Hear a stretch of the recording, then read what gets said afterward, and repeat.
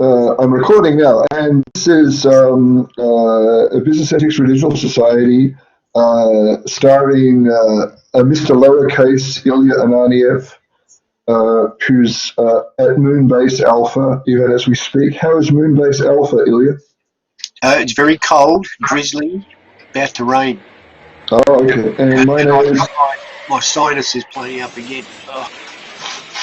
and my name is Dr. John Larchik, and I'm at Zombieland.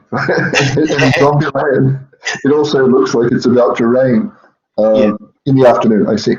And this is week 11, and it's the penultimate week, and the word penultimate means second last. And we're very sad that it's the second last week, and I think we're actually talking to ourselves. We're in an echo chamber because it's just the two of us. There'll always be the two of us. Just the two of us. I don't know. We scared Connor off because we were talking about Roper. And you're probably wondering, those people that are watching the recorded version of this, or one of you, or two of you, the reason I've got the Roper article from Wikipedia out is because I had a PhD student once, and I kind of cajoled him to actually include something interesting and creative in what he was writing. And so he actually was a boxing fan, and he kind of used rope-a-dope in his, writing about some aspect of software development, which I thought was crazy at the time, but in retrospect, it might make sense. We might need to actually revisit that. But rope-a-dope is kind of, if you can read that, it's a technique where one person in a fight with somebody else kind of tricks the opponent into actually overexerting themselves, right? So they become tired, and then once they become tired enough, then the other fighter can actually take the advantage and kind of, execute devastating offensive maneuvers and thereby win. So it's an aspect of what I would call like psychological warfare, where you kind of can sometimes win by using the power of your brain. But also you need to fight as well. Hey, welcome! Look, we have people turning up. Turning up. Hey, the thing is about the world we're living in now. Hi there. Hey, how are you? I have to, my official way of greeting people is kind of very convoluted. Greetings and Cold and wet. salutations. And greetings and salutations, right? And greetings and salutations, where I'm kind of lifted that way of addressing people from a film called Togethers, which is kind of like a teen comedy that I like. But anyway, we're talking about, like, this is week 11, and week 11 is the second last week. And what we're discussing today, or the theme this week, is open source software development, or the open source movement, and crowdsourcing. So it's kind of two big things squashed together into one pot. And I don't know. I mean, the reason is, right, there's so many interesting things I'd like to actually talk about in this course that when I originally was kind of designing it, I had to kind of double up on a few things. So that's why in some weeks, there's kind of like two massive topics in 1 week. And in fact, when I kind of had the last refresh of this course, I had actually thrown something out, which was, I think, computer security, because it was more like looking at the ethics of computer security. And I think the fact is that we do have a whole bunch of other actual courses that look at computer security. So I didn't want to actually, reinvent the wheel by talking about computer security in this course. But of course, in this space every Wednesday we can talk about anything. Is that true, Ilya? And anybody that comes to this space on a Wednesday morning/afternoon is free to talk about anything they want. It's the nature. Especially in this day and age, I think it's important. that we have a place where we can actually talk about all kinds of things and kind of what frustrates us and what makes us happy, etc. But in terms of open source, the open source movement and crowdsourcing, first if we look at open source, that's pretty simple. It means anything that where the source code is freely available. So nowadays there are places like GitHub, and of course everybody in this course is now familiar with GitHub. Why, Ilya? Why are people familiar with GitHub? It's the place to share information. It's the place to share. Oh no, Ilya fell asleep. No. GitHub, right? So GitHub. Ilya. Yes, I'm still here. Can you hear me? You can't hear me? Yep. Well, let's see what happened to Ilya. Ilya. Yeah, I'm here. No. You can't hear me. Oh, damn. Hang on. All right, let's. I cannot hear you. I'll reconnect. Mr. Lowercase.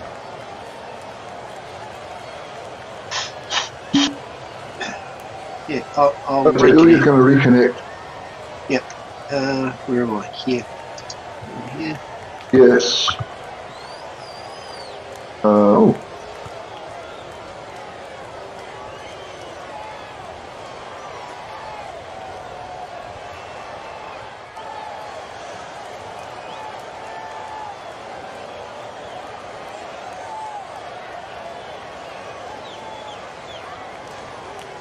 All right, I'm back. Can you hear me? So, Can't hear me. Ilya, Hello. are you here? Can I hear? Still can't hear me. Ilya. Still can't hear me.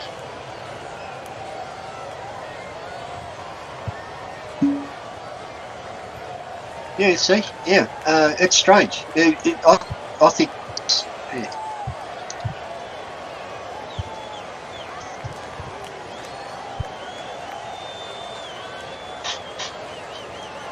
Yeah. Yeah. Which means...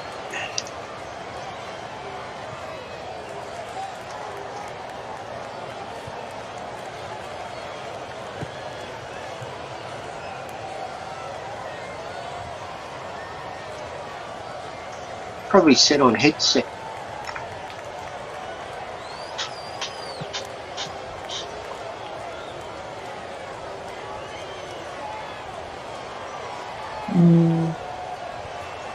Strange.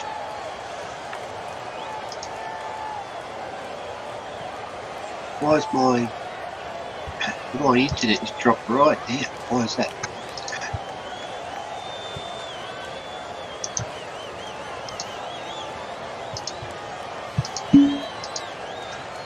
Yeah, I think so. I think it might be better. Stop recording.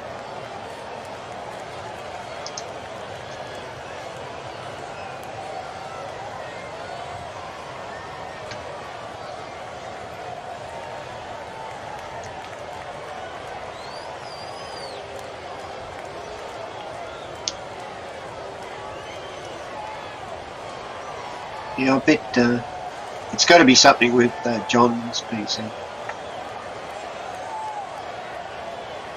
Yeah.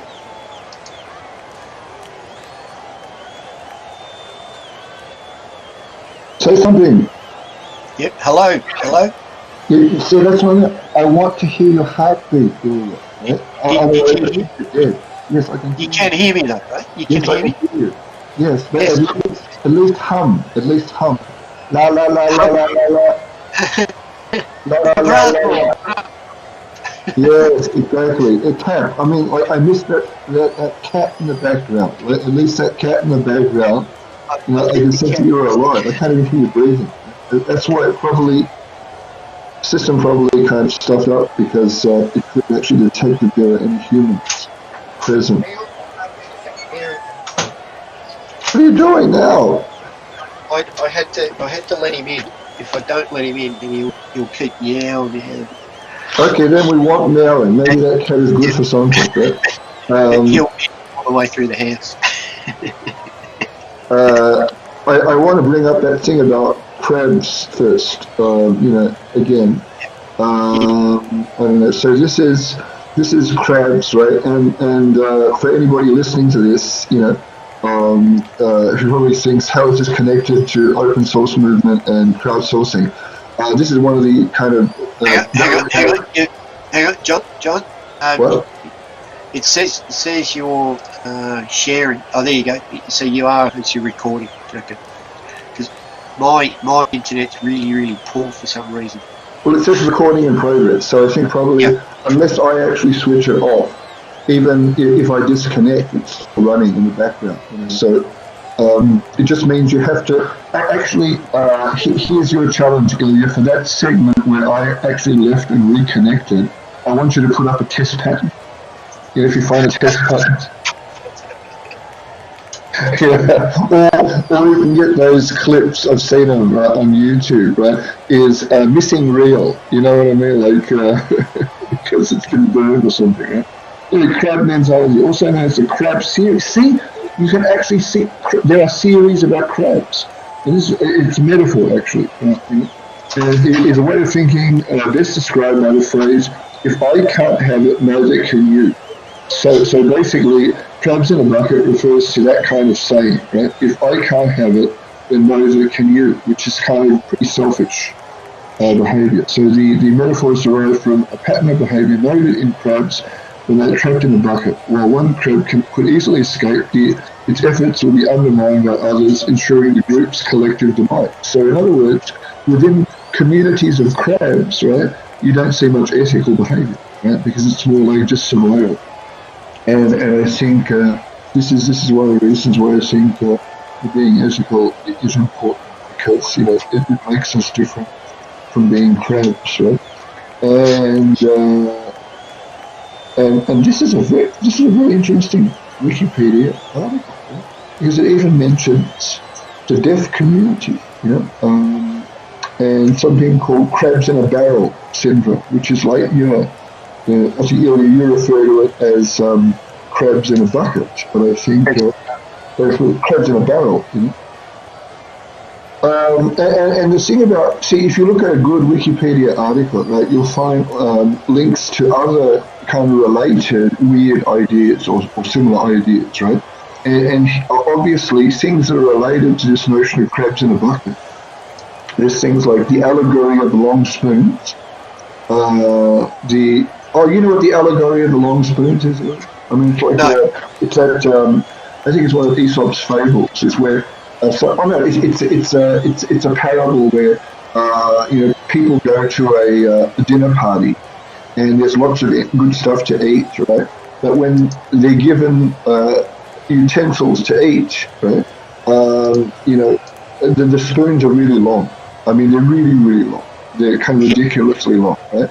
And the people at the dinner table are told you cannot eat with your hands because you'll be, messy. You have to use the utensils, right? But the spoons are so long, right? And then the people kind of try to use them, but there's no way they can get the food to their mouth, right? And then one person kind of discovers that he can use the long spoon to actually take food from the person's plate opposite the table, and he feeds that person. And then that person says, "Oh yeah, I'll do that with my spoon." So he feeds it, and then the whole table is actually feeding each other. That's the allegory of the long spoon. So it's more like cooperation, working together, and yeah. Allegorian. Well, an allegory is like a story which has a kind of a different meaning, like a moral. So an allegory is like Animal Farm by George Orwell. Would be an allegory. The novel Animal Farm. Yep. The adage of communism. Yes, exactly. So, in other words, Animal Farm is an allegory of communism. Some pigs are more equal than others because it's more like it's animal liberation, etc. But then the pigs take over and they kind of oppress other animals, etc. And that kind of thing, and so forth. But yeah, interesting, and I think people have actually written papers about it. It's look, yes, January 1915. If you can see that. Carlos Miller, a phenomenological analysis of the crabs in the barrel syndrome. Academia Management Proceeding. Oh shucks! You see, I was thinking we could actually write a paper about it, and somebody has actually done that. Unless, of course, we can write a paper about crabs in a bucket within an IT context. Yeah? And you can do an entire PhD thesis. Fascinating. Huh? But and one more thing, right? The other thing they say here, see also tragedy of the commons. Do you know what the phrase tragedy of the commons means, Ilya? No. Well, the commons, right, refers to a shared space, right? So a shared space might be, and the usual example that I have is a swimming pool, right? So if you go to a public swimming pool, what's the number one thing that you teach your children not to do in a public swimming pool?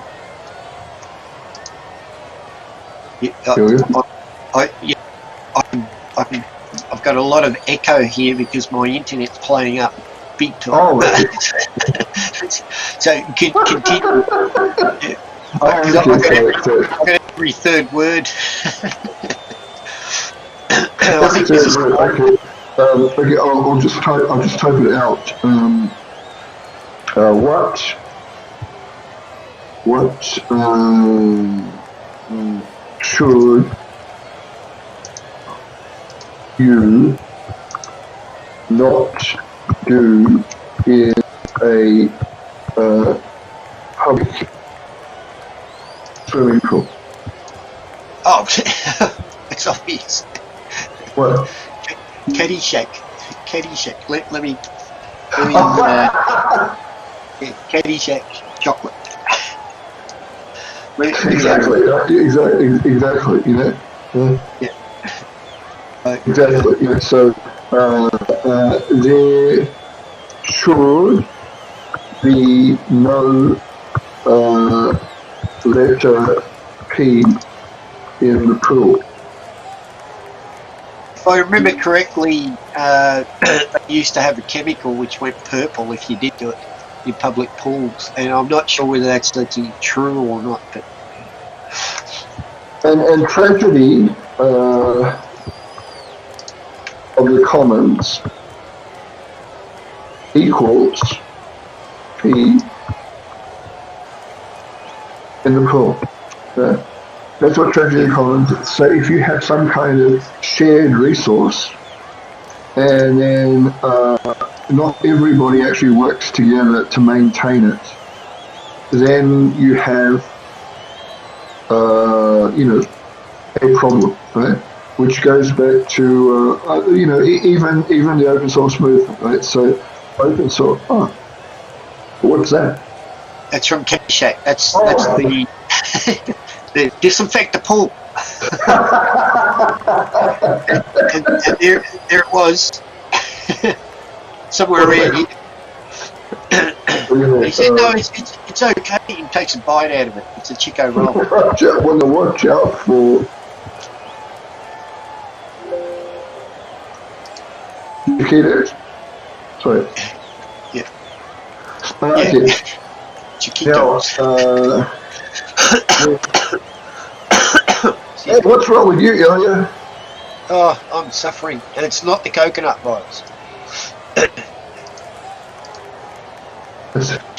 So what is open source software? So open source software.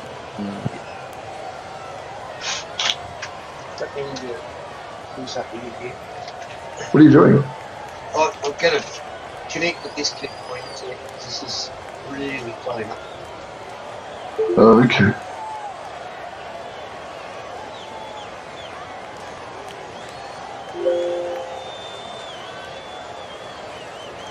So one of the themes this week in the course is open source software. So open source is simply that you can actually see the source code that makes up the product that you're using. Right?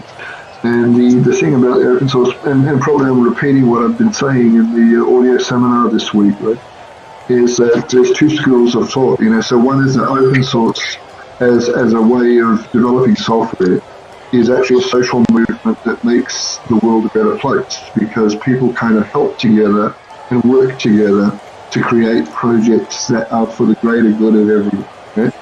And people have to work together to make open source software stronger. Right? So you don't kind of just free write. You shouldn't think of open source software as being free. It's free as in freedom, not free beer, which is a saying from one of the founding fathers of the open source movement, and I keep on referring to him. If people listen to my audio seminar, Man with Beard. So Richard Stallman is one of the founding fathers of the open source movement, and I don't know if you're familiar with Richard Stallman, and maybe given Ilya's poor internet connection at the moment, right? He's probably only hearing every third word that I'm saying. So it's Stallman. Yeah. While you're discussing it, I'm going to really quickly reconnect, because it's jumping up and down on me here. I'll be back in it. Sure. Yeah. Meanwhile, I'll be still babbling on about Richard Stallman. So Richard Stallman, as it says there, is an American free software movement activist and programmer. He campaigns for software to be distributed in a manner that its users receive the freedoms to use, study, distribute, and modify that software. And he refers to himself by his acronym RMS, Richard Matthew Stallman, and he was at MIT quite a while, but I think he left in a kind of strange way recently. This article might actually have that. And I thought this was kind of interesting, and I may have actually put something up on the course site about this. In September 2019, Richard Stallman resigned as the president of the Free Software Foundation and left his visiting scientist role at MIT after it was alleged that his remarks in a discussion of the Jeffrey Epstein scandal condoned underage prostitution. This also followed a public letter by 33 of the developers of the GNU project, asserting that GNU cannot exist as a project serving all internet users, while Stallman is still heading the project. Stallman remains head of the GNU project still. So I don't know if you heard that, William. Did you hear what I just said? No, that's the first time I've heard it. And as when I heard that was last year in September, right? Because I had actually went to a talk by Richard Stallman, and I'll just put his picture back up because I keep on saying he's the man with the beard. Right? And Richard Stallman came to RMIT, I think it was 5 years ago or something, right? And he gave a talk at the Kaleidi theatre at RMIT about, of course, the free software movement that he was championing. And I think at the time he was kind of angry because I think he was using a Kindle device at the time, and he had discovered that for some reason Amazon had actually deleted this copy of George Orwell's 1984 from his Kindle. And that really irritated the heck out of him, because I think he was kind of irritated with the fact that, people don't actually own things anymore online, that they kind of own a license to it, and this license is often very hard to interpret and understand.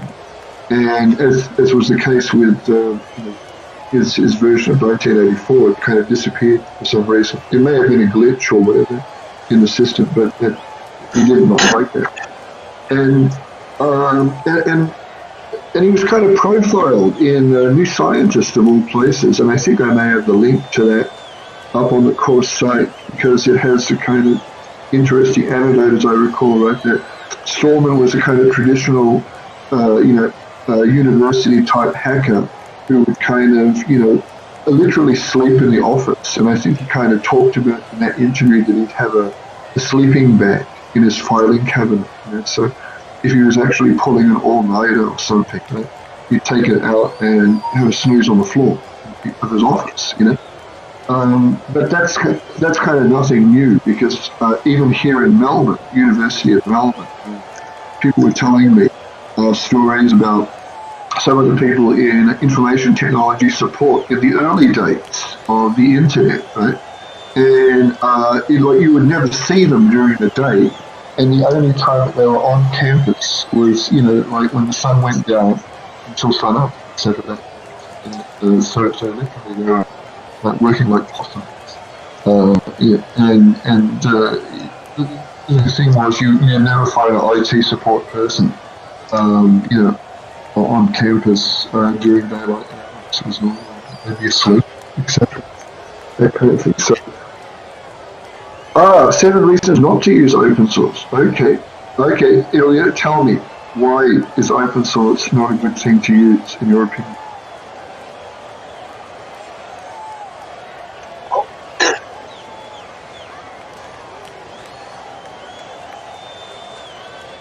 Within industry, reason here, forget the unskilled standards. The standards is one of the biggest. Even in my group, we spent a lot of time to have coding standards and within just from external. So everyone's on the same board. If you came across the software, you can read it easily rather than having someone just willy-nilly typing whatever he liked. The standard is one. Okay. But there's a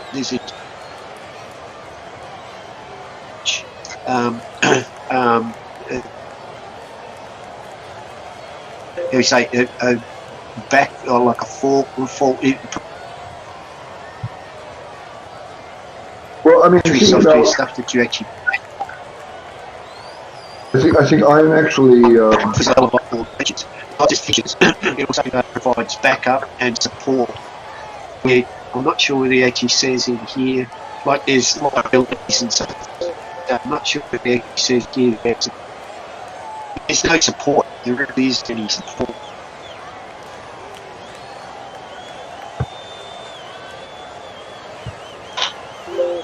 So like for instance, RMIT in their infinite wisdom said, we'll drop that backward. It was the website of websites for education. So in other words, people who have been using RMIT almost, I can say like a public and then said, because it costs so much, let's go to this free thing called Canvas. Now, what happens is that your support costs go right through the roof, and it's not just support costs for the fact that you pay out for this Blackboard anymore. You're saving money in that respect, but you're losing a hell of a lot of money because you can't support stuff on it, and it's not flexible enough for you to be able to call Canvas and say, I need this, right? And they can't just provide a mod or so forth. It's hard. In business, I'd prefer to stick with paid software if you're in business.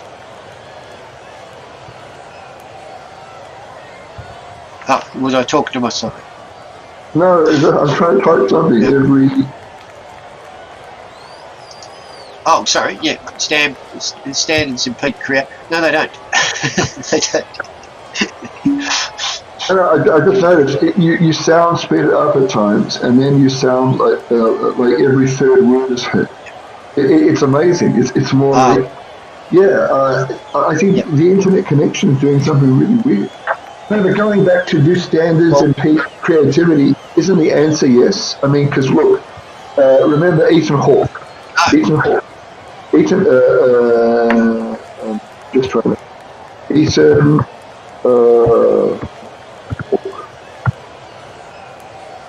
Creativity.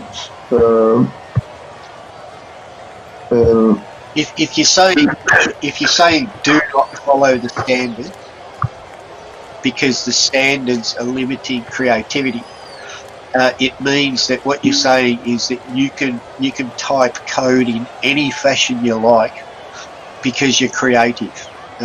Problem is then your support costs will go right through the roof because the next guy that comes along and looks at the code has to almost rewrite it to understand what's in it. So standards are really important, but you can still be creative because you are talking in a. It's almost like if I want to be creative, I have to speak a different language. Right?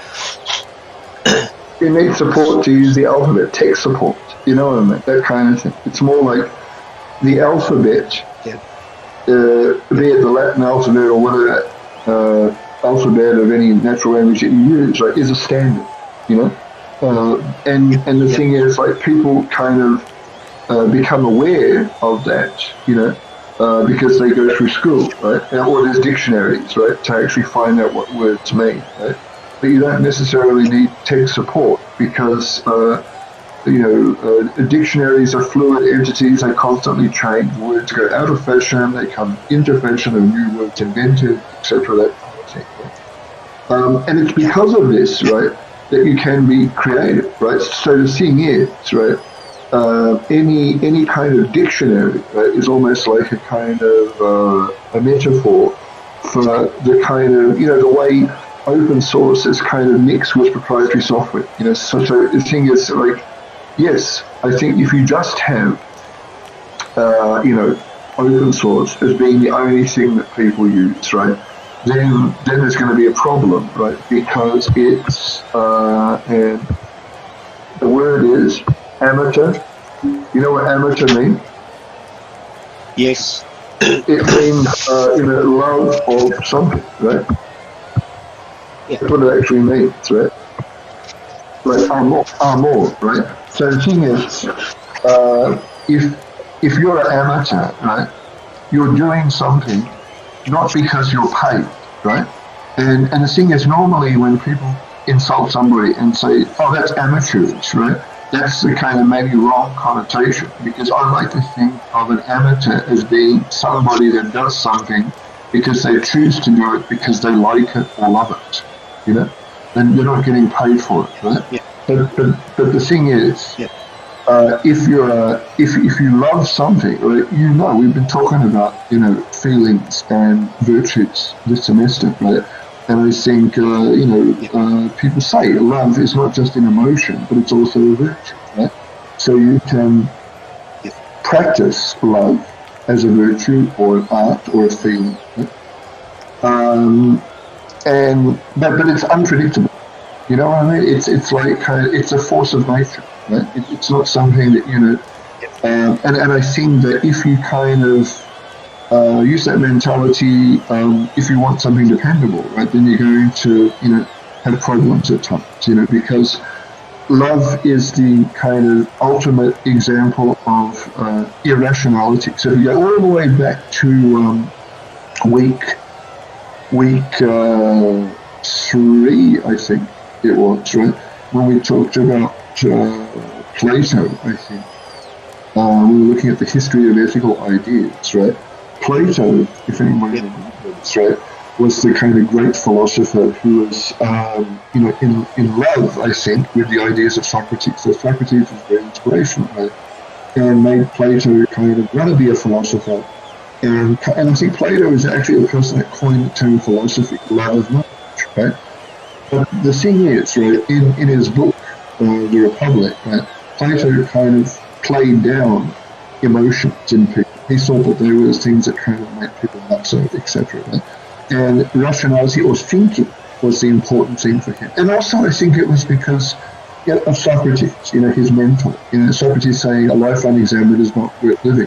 But I think Plato perhaps went too far, and that's why Aristotle kind of fell out of favour with Plato, because Aristotle hung out with Plato, and then probably was kind of saying, oh no, thinking is the only important thing, right?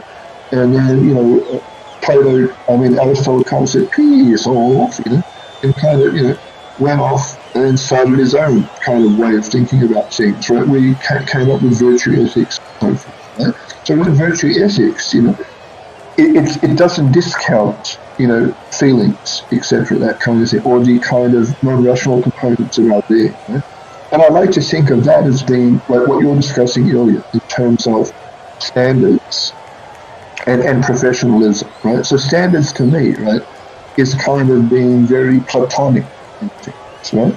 And I think, and maybe that's the tension, right, in life. If you want to be this thing called a professional or uber business person, for example, right? Then you kind of have to kind of push aside that irrational side of your being. It's kind of difficult, I think, because humans are both thinking creatures, but we're emotional creatures. And I think I think it's almost like the nature of professionalism needs to be reevaluated in a sense, right? I think perhaps, Ilya, I'd like to say that you're wrong. Maybe NEC was wrong. Maybe all these companies are wrong, in a sense, because, and the thing is, if you look at the Googles of the world, right? So Google was famous for, starting off this cool way of working, where people kind of go to work, not just because they get paid lots of money, but because the conditions are fantastic. You get fed breakfast, lunch, dinner, you have free haircuts, all the massages, all these kind of things, There's places They didn't actually. It actually initiated that style of business. Started with sausage software. Oh, I think I heard that. Let me see if I can bring that up, because sausage software is really interesting. Sausage software used to have billiard tables and table tennis tables, all this sort of stuff for their staff, and they quickly went bust because no one was working. So you can have too much. Okay, I've got it here. You can have a bit too much of the free lifestyle. It just doesn't work in business. It really doesn't. Even in Google, they have a lot of standards that you have to follow. Yeah, absolutely. I think, but the thing is, what I'm trying to say, right, is that the famous thing about Google is that it's like for I think it's 4 days of the week, working week, right? You're supposed to be doing core business to make Google a stronger entity. But one day a week you can do whatever you want. And the thing is, that's always to me kind of the batshit crazy corporate mentality that I really admire, because it's like Ethan Hawke. Remember Ethan Hawke?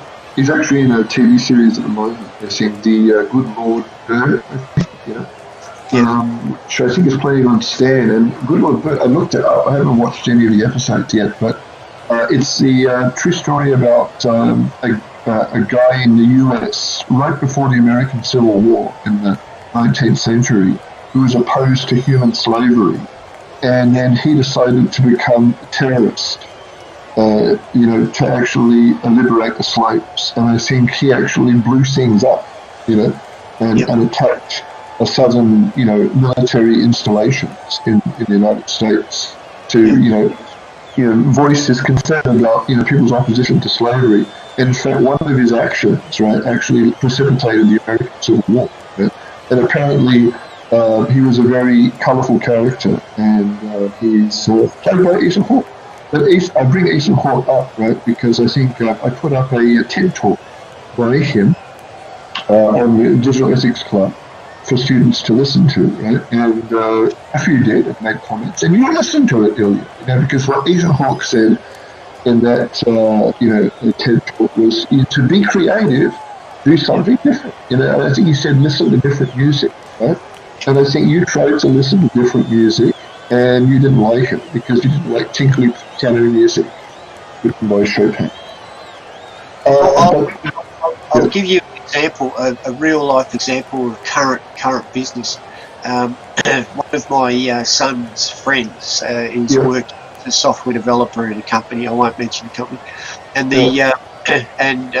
I noticed that my son was always communicating with, and I'll use a fictitious name, Fred, right? Yeah. He was communicating with Fred on a daily basis, and I thought, wasn't Fred supposed to be, working on some kind of project, for software development? And my son turned around and said, "Oh no, they work in a really strange fashion. You don't even have to go into the office. All you are assigned is that this is what you have to develop, and you have to have it done by X and so you can do anything you like." Right? Yeah. I said, "Oh, is that why Fred's just playing games and all this sort of stuff on the net?" And and lo and behold, I said, "When is it due?" And so I kept an eye on it. He started to work on it like 3-4 days before it was due. He absolutely no productivity until right in the last minute. It was almost like students with assignments. And you know what that is to me, right? I'll show you what it is. That thing that you're describing. What happened? Yeah. The deadline was not met. The software was not created. Okay. Let me show you what you're talking about, right? You really can't. He said, "You must have this done by this like human and human." It goes, "I'll leave it till the last minute." but that's not fulfilling the contract. Remember, you're just saying that the person didn't actually deliver something by the date. That's breaking the contract. And I bring this up because I'll expand. I say sausage software. Right? Sausage software had deadlines to meet as well. So they bring in billiard tables, free pizzas, all this sort of stuff, right? So what do you expect at the end? You have no deadlines met, over budget, people expecting to just have fun. But let me just amplify on that point, right? Because you said your son was working for this place with a deadline. No. Son's friend. Son's friend. Okay. Now that made me think of this word. I don't know if you can see it. Can you see it, Ewan? No. My internet, seriously. Hang on, I'm going to disconnect my other LAN thing because I've got 2 LAN cards here. Oh, God.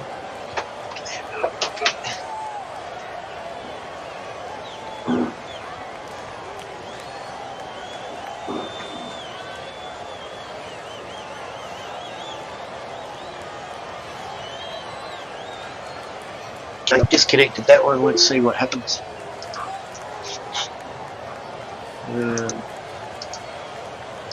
Go back to YouTube. I'm still here, but it's not the best, but it's a little bit better. Yeah, and I can see it now. Be quiet. Sorry, I'm just shouting at somebody. Be quiet. Yeah, I've got it. I can see the shared screen. Okay. Now the word that I think describes your son's friend. Yes. Way of doing things in business, right? Where you can do whatever you like, right? But you have to have something finished by a certain time day, right? Is this word from Hawaiian, ukupau? So ukupau, right? I discovered, right, when I actually went to a conference in Hawaii, right? And I was kind of looking up different words in Hawaiian culture, right? And I came across this word ukupau. So ukupau, what's the definition? Piece labor, pay by the job rather than according to time, as on sugar plantation, used in Pidgin for any work that everyone should pitch in gladly to finish, contract labor.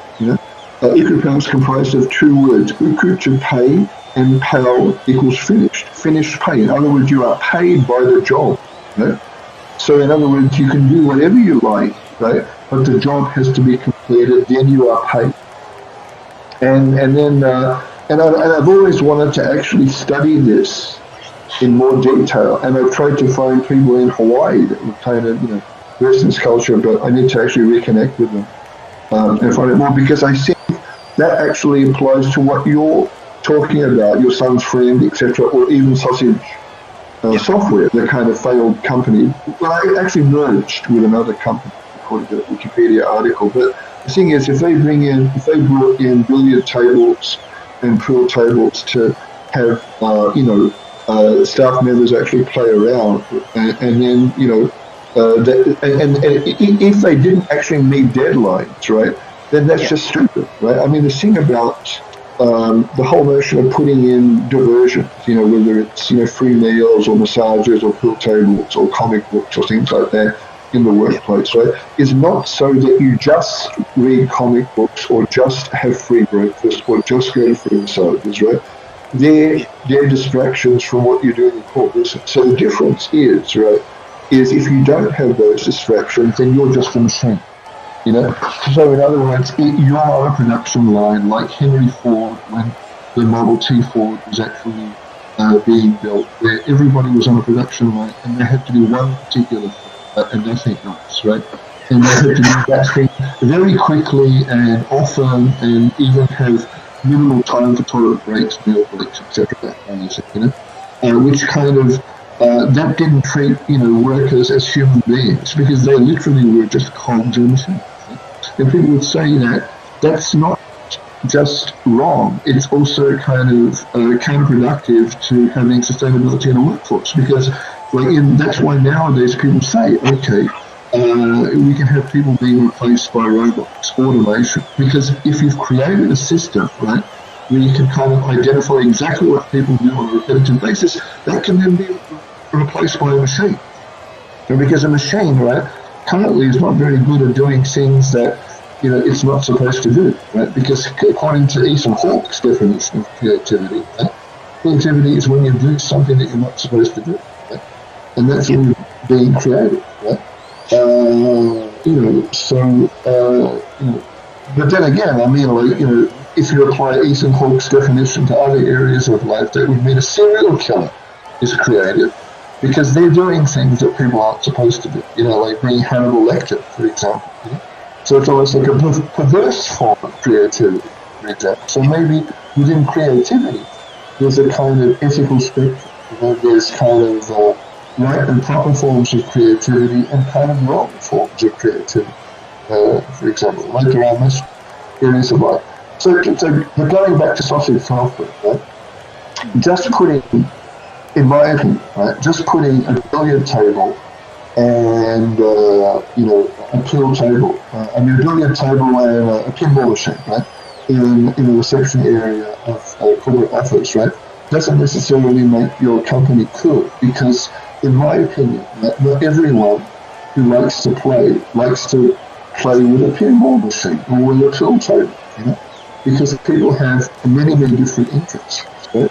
And I think that approach of Sausage Software doing that, making the workplace more playful, or even Google, trying to have cafeterias with free food, etc., and that kind of thing, and massages, right? But to introduce playfulness into their workplace, right? Okay, it's not really new in both cases, because who's been doing that forever, almost since I don't know, the 8th century AD, right? Universities. Because, I mean, the whole notion of the university campus, right? You should know this, Elliot, right? I mean, you've been to university. We are in a university now, right? Unfortunately, most people don't realize this, because we're in exile mode wherever we are, base alpha, Zombieland, etc. But if you're on there's a special thing about that word campus, right? Because it's more like an oasis from reality. Which is why people normally say, well, why don't you get a real job rather than being at university? Or, you're going to be a professional student, right? Because there's this kind of seductive nature of being on a campus. You're not trapped in a campus. A campus is an ideal, an idol, IDYLL, right? So it's almost like you're in a special place, kind of disconnected from reality, right? because you learn about new things. We as academics create new knowledge, right? But we kind of do this in a space that is also playful, because universities have clubs. And once upon a time, they had many, many more clubs than they have now, because now for some reason, such stupid reason, and I have to hold back so I don't start swearing, right, is that when universities become like businesses, they kind of threw out the good stuff, kind of playful nature of universities, right? So if you look at, say, Melbourne Uni, right, University of Melbourne, when they had, orientation week at the start of the year or mid-semester, mid-year, for example, right, all the, student clubs, would come out and try to recruit members, right? And the clubs, right, like why vertical? It wasn't just sporting clubs, like the football club, whatever religious groups there are on campus. It was like film clubs, right? It was like science fiction clubs, all kinds of things. Right? In fact, the International Melbourne Film Festival, one of the kind of most famous institutions in Victoria, right? And of course that's kind of suffering now because of coronavirus, right? But the International Melbourne Film Festival actually started as an offshoot of I think the Melbourne Uni Film Club, so Melbourne University Film Club, right? And we've lost Ilya again. Ilya. And I think that that kind of playful nature within university life enabled people to kind of flourish in how they learn kind of more boring things. For example, because you could actually then join a club and kind of watch a movie. Yeah, sorry about that. I dropped out, John. It's driving me crazy. But I did have a point to say. You've probably already covered it, but don't get me wrong. Even in our institutes, following standard, having procedures and so forth, we still had the good times, but they were regimented, controlled good times. Whereas people like Sausage Software, Google, and so forth, Google has actually changed early on. It was free for all. You could just run around naked if you wanted to, right? But now they're starting to do the same thing. They're realising because of the human nature, people start abusing the power, the lack of control, and so forth. So they'll push limits to I'm not coming in today. I feel really sick, right? And then you see photos of them on a golf course, right? So it's still like in the professional sense, it's still there in the environment where it's controlled. But even with my stuff, I still like we had pizza days. We would have half day off and all this sort of stuff, right? So it was still there. But not to an extent to say, hey, look, it's a party. It's not a party. If you get my drift. Oh yeah. I know. But the thing is, you can't do it, and that's one thing. And I'll say it blatantly. That's one thing I can't understand, even with RMIT. And I've taught at Monash, Victoria University, and RMIT now. And the same thing happens in the educational field. It's kind of like a free for all. It's like, where is this guy, right? And I can reel off like 5 or 6 people that I know in RMIT that they don't even turn up to the office. What have you done? And I'm still working. And here's the all-time classic: work in progress. What the hell is that, right? And there's no you must have this done by this week and this by this week, like a complete schedule of KPIs saying, a tight monitor of progress. There is none in universities, and I think that's one of the reasons why they're having problems now. Is because everyone's in a free for all. It's like a party, right? It's a big like you could replace the institutes with a big billiard table, right? everybody just goes there to play. It's not the way it should work. It should be really tight. Well, I'm just sharing you something if things behave. Yeah. And RMIT's front page, instead of showing building 80, they should just put a big billiard table. here's why every employee should have unlimited vacation days. So this is an article from this is an article from the American magazine Entrepreneur. Right? Yeah. And in particular talk about Netflix, because I think Netflix has an interesting corporate policy, right? Staff that work for Netflix, all staff, can actually pick how long they want off for vacation every year, or whatever time period. If they want 6 months off, they can have 6 months off, etc. That kind of thing, right? And the thing is, even though they've had this open slather policy for forever, nobody takes like extreme vacations. So they all like average around like 2 weeks a year, etc. But people have the freedom to take as much vacation time as they like. So how do you explain that? Well, put it this way: it would never happen in my business. What do you mean? It would never happen. I would not allow that. No. See, it says there that since 2004, Netflix employees have taken as many vacation days as they wanted. They have the freedom to decide when to show up for work, when to take time off, and how much time it will take them to get the job done. As far as I can tell, this hasn't hurt Netflix one bit since instituting the policy. The market cap to over $51 billion. See, think about it. Look, Billy. Yes. Netflix is a very interesting company because they make, whatever weird stuff, etc. that people watch, right? Yep. But it's not like NEC that just makes, I don't know, USB sticks or whatever, that kind of thing, or network connections. I mean, to me, what sort of other things do they do? I reel them off. It's like they're on a path to self-destruction. They really are. There are people out there already. Lynn Wood, I'm not sure whether you're familiar with him. He's one of the head guys in America as a you could say like in Supreme Court here, like Queen's Counsel. He's a similar sort of thing in America. He's actually advocating now that there'll be a push to get rid of completely, just terminate Netflix.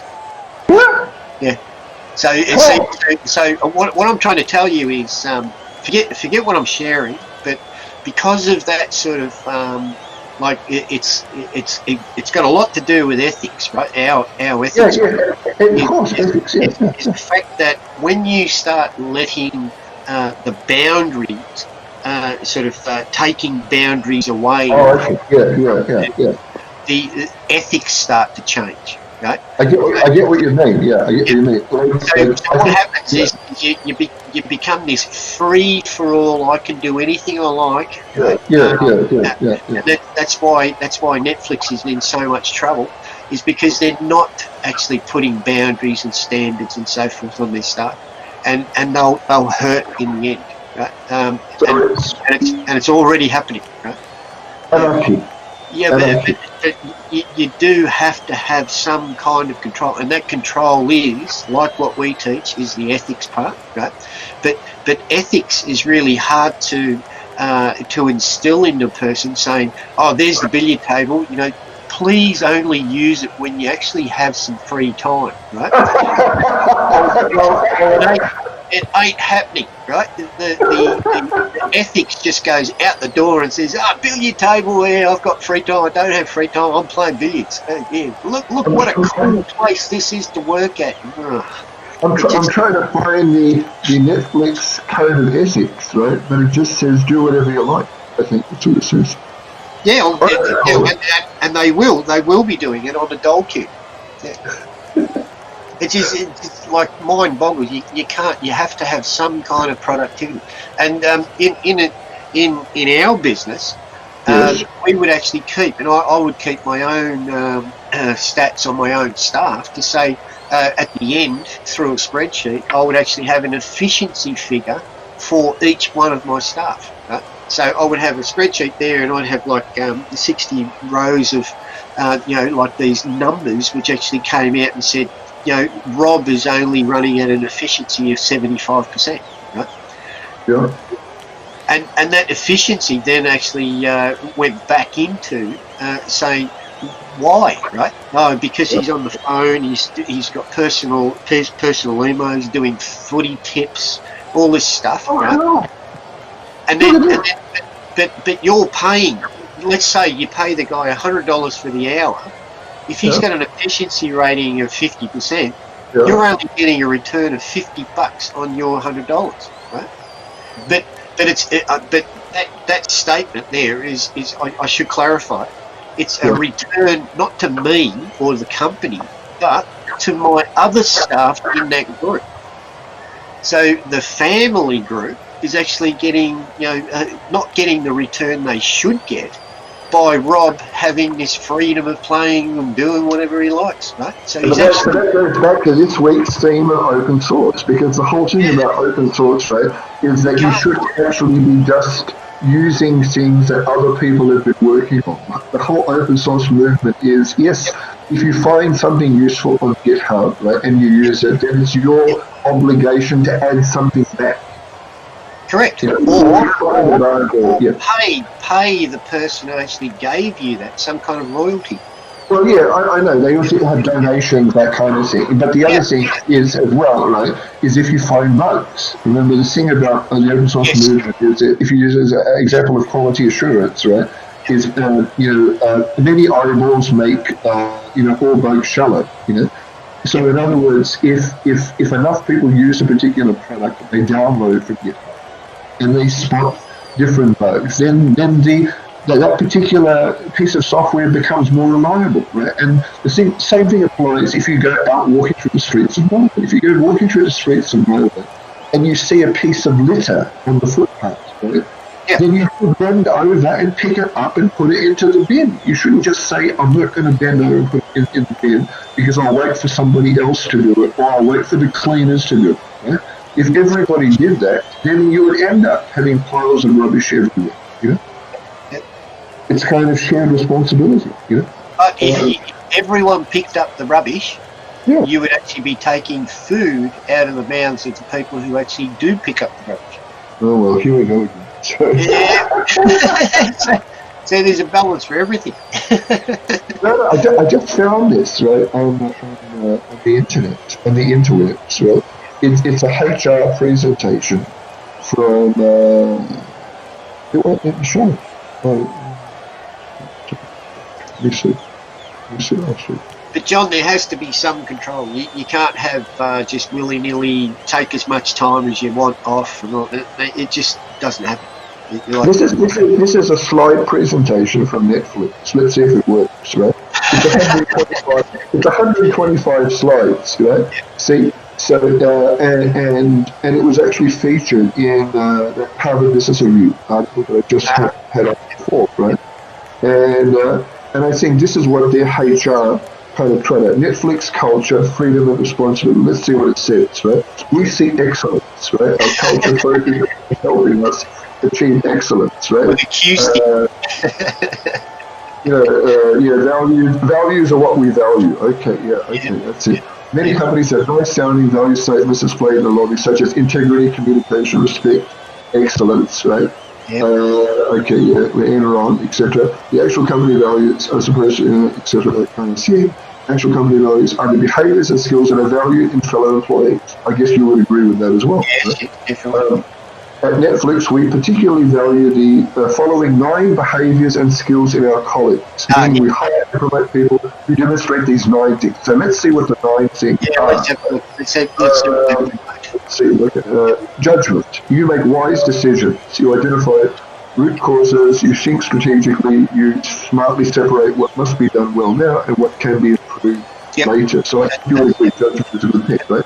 Communication. You listen well, you are concise and articulate in speech and writing, you maintain calm poise in stressful situations. Yeah, that's fine. I agree with that too. Impact. You accomplish amazing amounts of important work, you focus on great results, you exhibit bias to action and avoid analysis paralysis. Okay, right. Let's question that one. If you're on vacation, where's your impact? Sorry, I'm taking 6 months off. Oh, well done. Great impact. Remember, in academia, right? As a human being, sitting in the office and having, let's say, the typical employee, huge mortgage, 2.2 kids and all this is, I must go to the office. I must go and make some money so I can feed my family. And there you are, sitting in front of a terminal, getting barraged by customer complaints and so forth, right?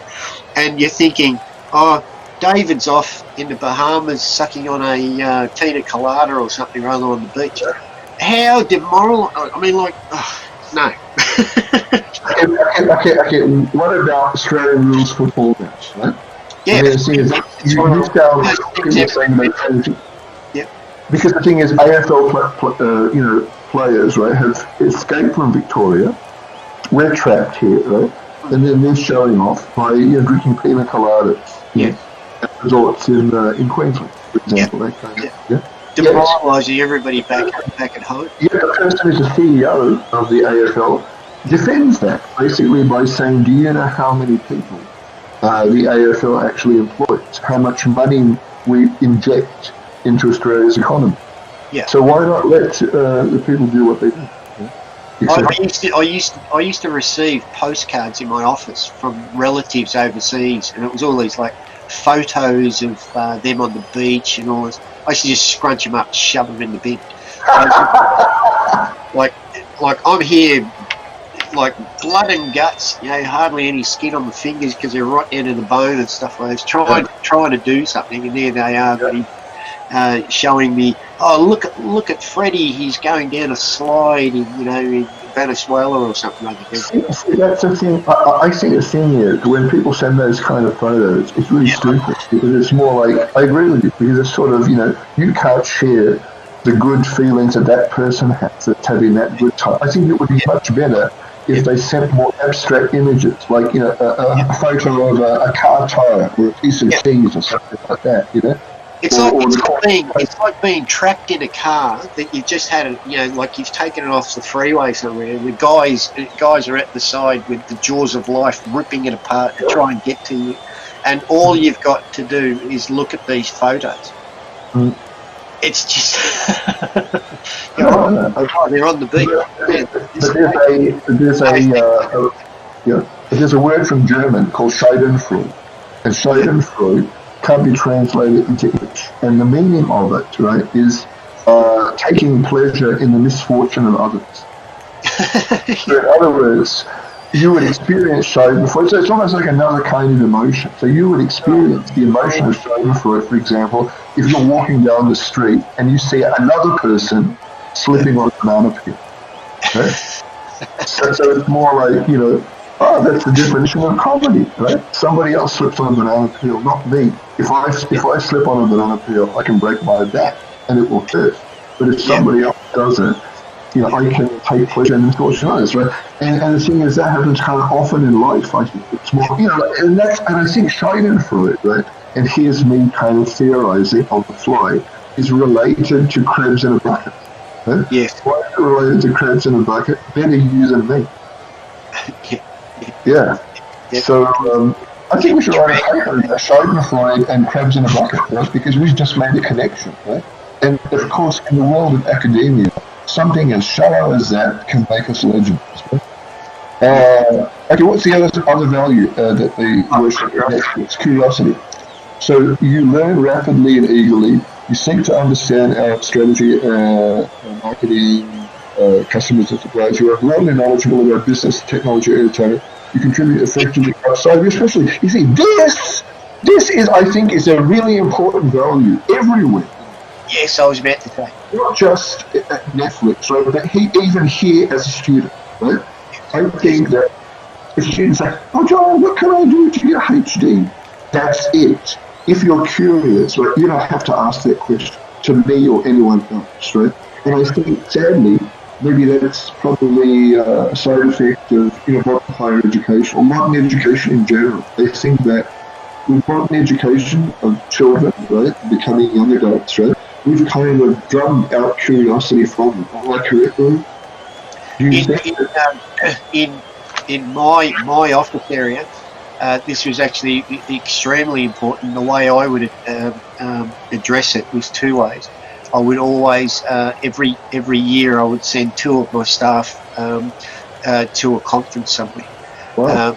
That was one, and I was trying to every 2 years to actually get like entire sections, not the whole division, but sections to actually participate in a course of some sort. Oh, And strangely enough, I think it was in 98, I think. I actually paid RMIT as a consultancy to do a UML, object-oriented UML course for us. wow. It was interesting, yeah. Yeah. So curiosity is extremely important, and it's one of the factors which, from my point of view, I used to look at staff, and it was one of their their skill factors was like I said before in the other toots, was the guys that would really stand out were the guys that were the clock watchers, right? 4:57, boom, gone on this, and all you see is like paper and dust behind them as they took off in the car park and out of there, right? Yeah. They curiosity zero, right? Yeah. But the guys who would actually after work would say, let's get together, we'll go and have a beer, or they just hang around the office talking, stuff like that. Because the curiosity factor was really high there. They are interested in new technologies, and they used to have good little conversation of things that were up and coming. Things like Windows 3.1. Oh god, yeah. Big discussion. Yeah. So curiosity is really important. It really is. Not just in industry or education, but you must. If you don't have curiosity in everyday life, there's something wrong with it. Yeah, then life would be boring. Then you are just, I don't know. Correct. Well, what's that saying? Curiosity killed the cat. I mean, curiosity killed the cat, right? That's probably why people aren't curious, because they say, I don't want to actually be dead like a cat, right? That's what it is, right? And the thing is, like, often I see curiosity in some cultures may be kind of discouraged because it may lead people to criticize the status quo.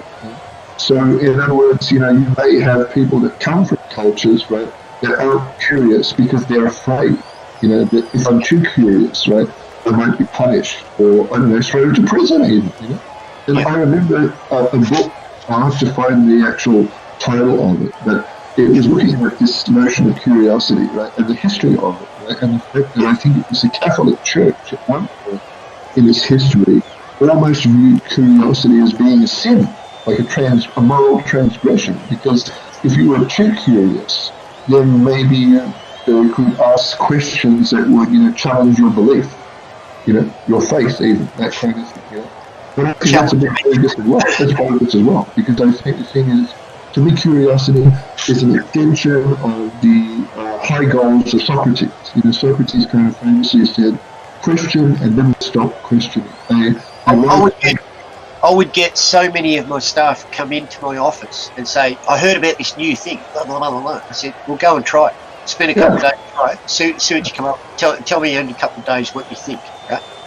Yeah. Just because curiosity usually brings in great new ideas and creates. It actually creates new ideas, which means it's creativity. You can't have creativity if you don't have curiosity. Yeah, no, I think that's an interesting viewpoint. Well, you can't. I can't. If you're not curious, how the hell are you going to be creative? You're not. All you're going to do is be innovative, right? So innovation, and it seems to be a big thing in industry. Innovation. It's bullshit.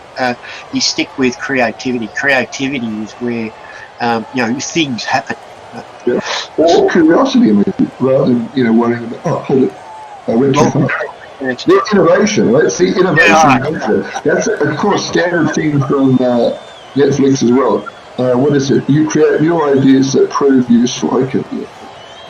Innovation is basically just improving on current practices, right? And then in industry we call it like total TQM, total quality management, or so there are all these processes for innovation. Okay. Creativity, it's 1 out of 100 employees will have creativity. And I've seen studies, people saying, innovation is more important than creativity and all this rubbish. Right? It's as far as I'm concerned, they have no idea what they're talking about. They just write articles. Creativity is where it's all at, and you're basically born with creativity. You can't create creativity. How do you creativity? So how do you actually encourage your children to be creative? Look at actually be an observer. Yeah. Okay.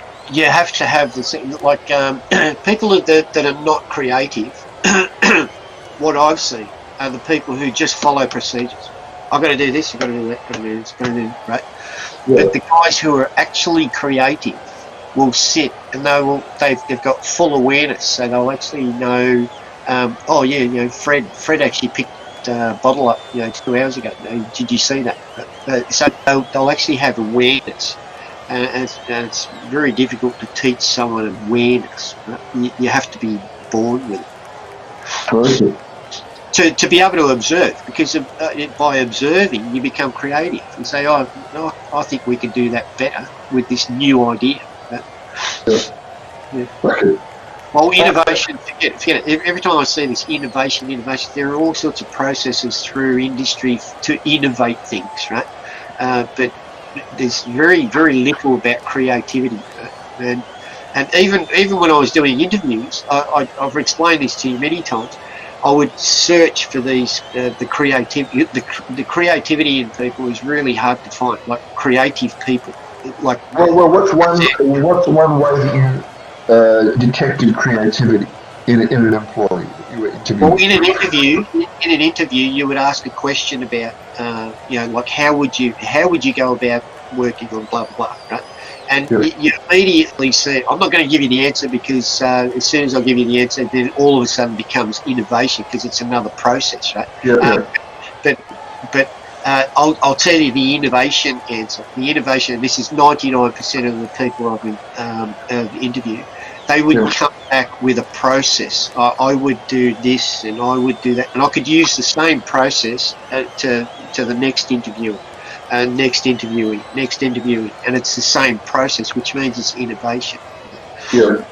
But when you get this, standout, which comes out with this new idea, the new way of doing things, how they actually, personally do things, and it's different from the process, that's a creative person. Yeah. And it's really hard to find. I'm not kidding. Just as a ballpark, there's no stats on it. I would say 1 out of 100 actually has creativity. I mean, did you ever find people when you were actually interviewing them? Most of my staff, I would say the only person that was really creative was Stephen Woff. And Stephen Woff, even just to give you an example, I would receive standard resumes, right, and cover letter for them. And with Stephen, I actually received. I'm not sure whether you're familiar with those the CDs, but they were not a full CD, which is like a 5 1/4 inch. It was this little cut down. Tiny one, like your tiny one, like that. And it was in an envelope, right? Yeah.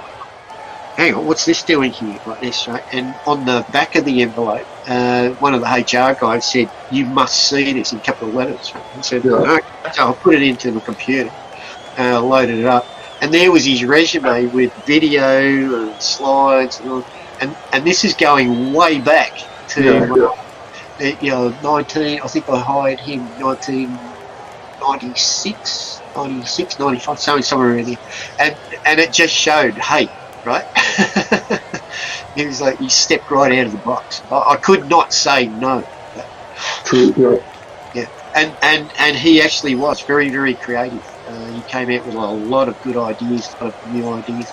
I pushed him through the company, but sadly he wanted to be in marketing.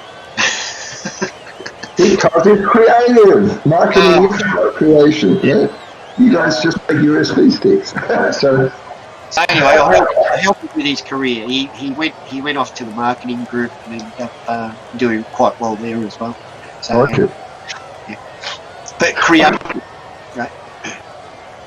But see, okay, moving right along with these kind of weird values from Netflix, right? I think they have 9 of them. Right? Courage is brilliant. So courage for me, right, is an important kind of virtue to have, right? And I think it's a value for Netflix, right? So how did Netflix actually find courage in their workforce, right? You say what you think, even if it is controversial. Hey, that's really controversial, right? You make tough decisions without agonizing. You take smart risks. You question actions inconsistent with our values. So it's very Socratic, as it is. And yeah, I agree with that. Right? So I issue is courage, I think.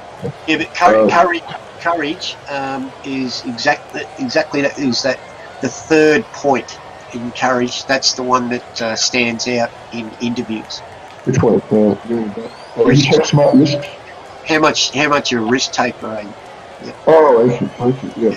Yeah. But I think a lot of times, right, there are people that don't take risks. I mean, because they're careful, right? I think I myself, I've always been saying attention to detail, right? And I think that with attention to detail, right, it means that you're kind of risk averse in a sense, right? Sometimes, right? But I think that it depends on how you view risks, right? To me, there's this kind of physical risk, like are you willing to actually, walk on a high wire suspended between two buildings? No. That's why they say I think, wait, that's a physical risk, right? But then this kind of existential, non-physical risk would be, are you willing to do a PhD, for example, right? And some people would be afraid to do a PhD because they think it's too hard, pointless, etc., that kind of thing. And once again, in order to embark upon a PhD, maybe you need some of these other values that we've seen before, right, in this Netflix list. One of them being curiosity.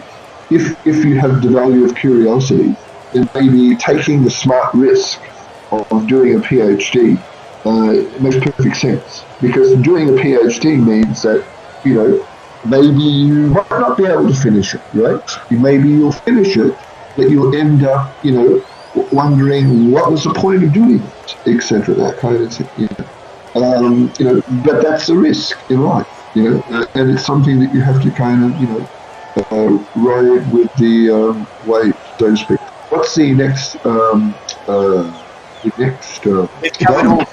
They've covered all three of my criteria for anything that you do already. See, Reed Hastings is a philosopher. Reed Hastings is the founder of Netflix, right?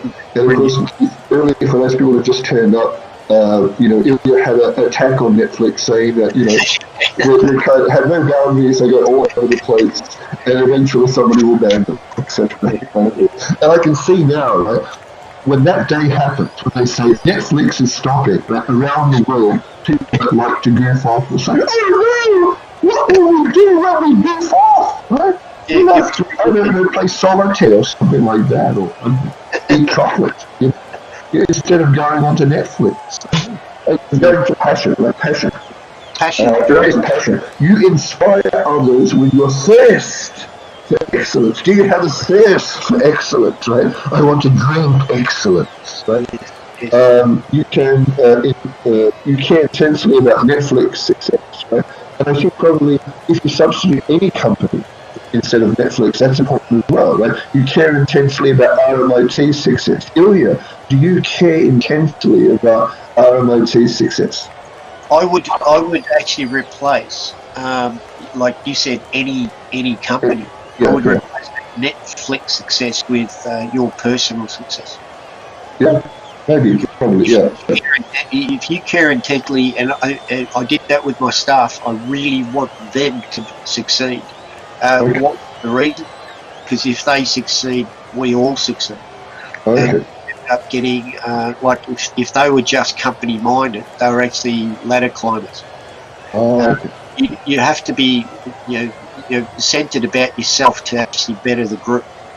Okay. So I would change that, but that's me. Yes. And your affinity to the group reminds me of a classic line from a TV series called The West Wing, where a manager was talking to his employee, in the White House staff, and the employee feels that there may be budget cuts, that he might lose his job, right? And his manager just says to him, "If I have a job, you have a job." Yeah. That's what he says, right? Which means that don't worry, as long as I'm working, you'll be working. Which means that wherever the manager goes, he'll take that guy with him. Yeah. And I guess that would mean that the people that work for you at NEC would have to be mowing your lawn now, or I don't know. No, I would not be a success if it wasn't for my staff being successful. Okay, yes, true. That's the same. Right? Yes. No question about it. And I've seen many a manager self-centered, not actually worried about the staff. Well, the staff's not going to support you. You're not going to be there for very long. Mm-hmm. And you can't succeed if the staff don't succeed. And you can't be a good father unless you have children that are good. Yes. Yeah.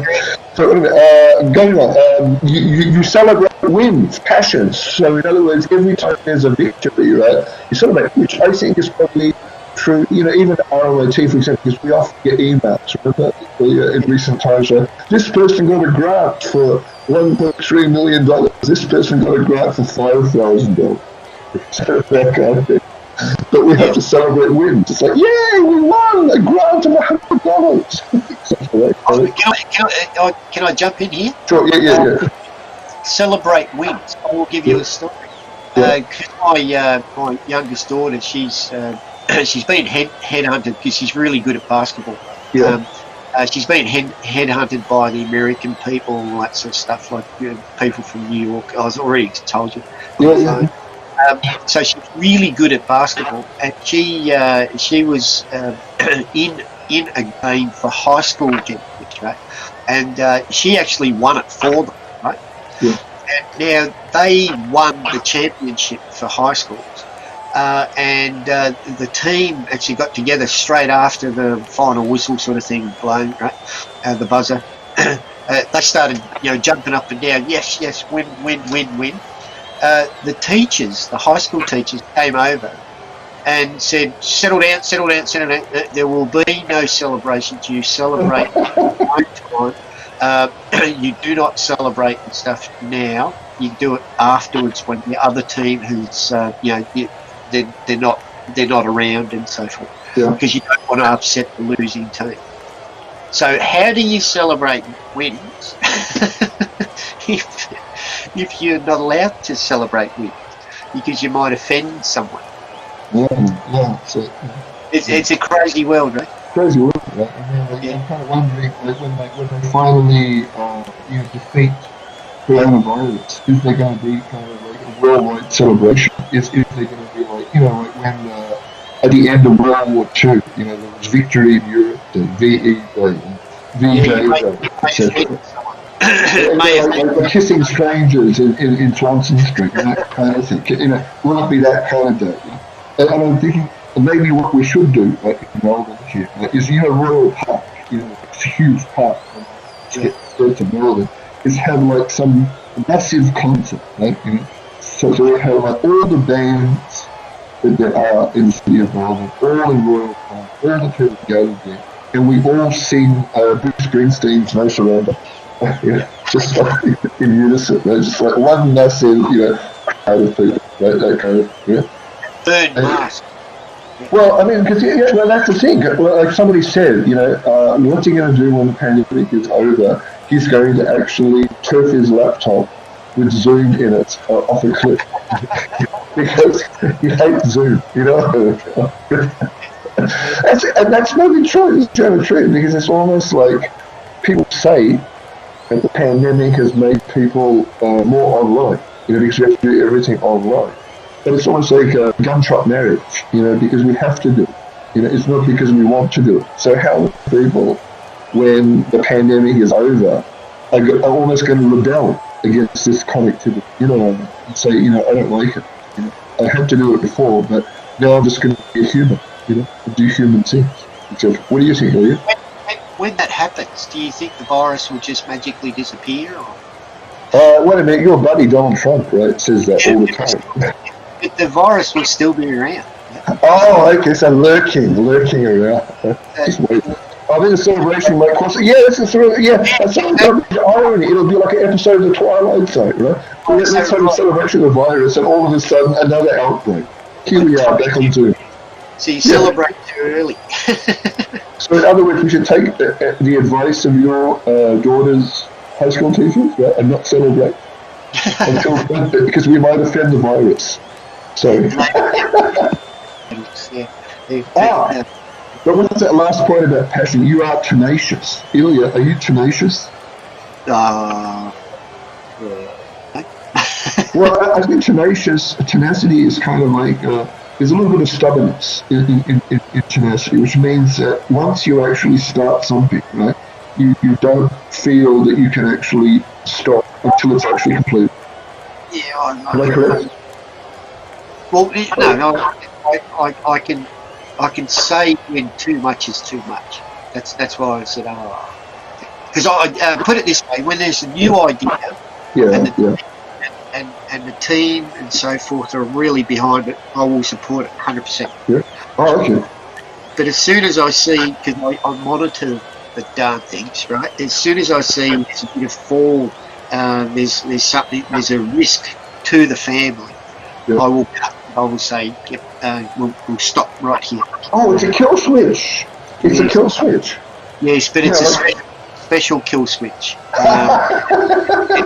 Special kill switch in my management history is before I actually make that final decision, I will have a bunch of meetings with staff, and I will get their perspective of saying, listen, if this was canned, what can you reuse out of what we've done?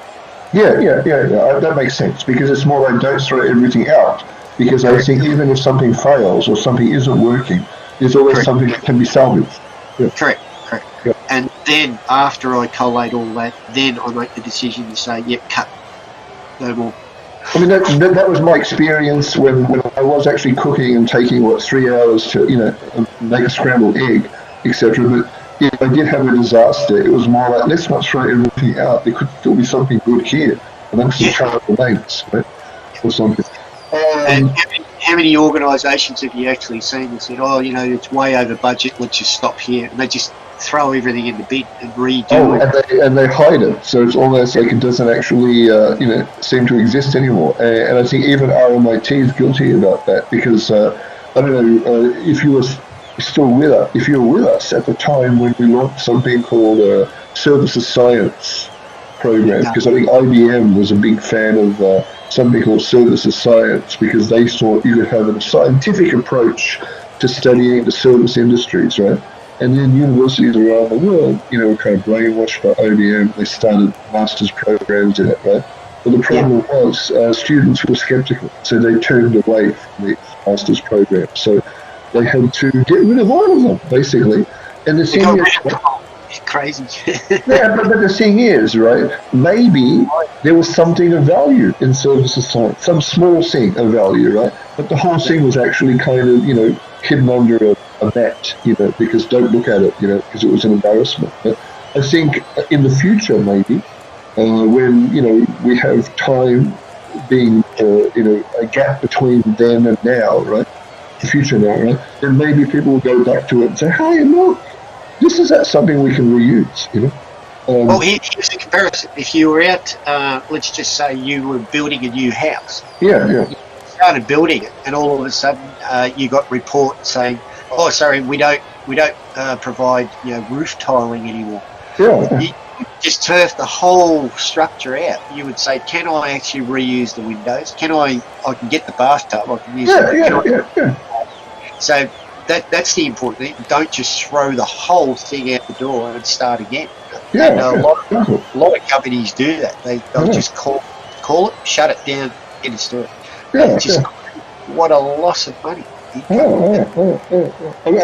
think we can actually learn a lot if we use cooking as a metaphor, because often when people kind of make something and they eat it, right, and there's stuff that not eaten, right. So rather than throwing it away, maybe you actually put it in a container, you put it in the fridge, right. You eat it the next day, right.